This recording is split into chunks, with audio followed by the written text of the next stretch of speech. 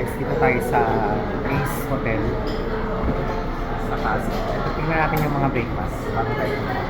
Meron siyang hash brown. Tapos, bacon. Sa mga gusto mag-breakfast.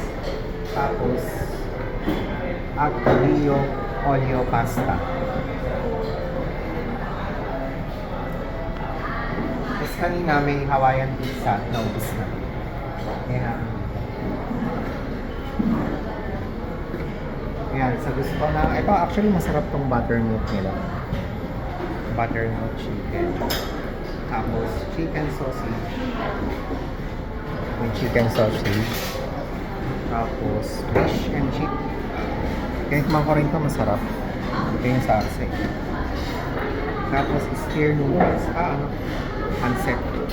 May kanin. Kasi hindi ba na ako nagkakanin pag breakfast.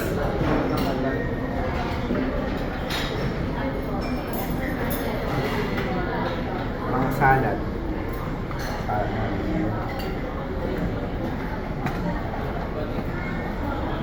Ito, GM, masarap to. Masarap. Ito masarap.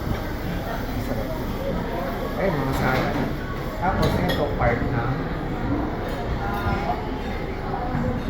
kanina may nagpapaluto dito. O, may gusto mo magpapaluto ka ng itlog. Anong klaseng itlog gusto mo? Ayan. Paluto mo lang. Sunny side up. Then, scrambled egg. Meron pa.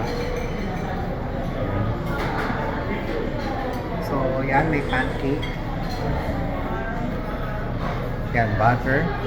Tapos, ako naman, kung gagawin ko lang, kukunin ko lang, ito, isang peraso lang. Busog na ako. Isang piraso ng butter na kainin natin. Ayun na.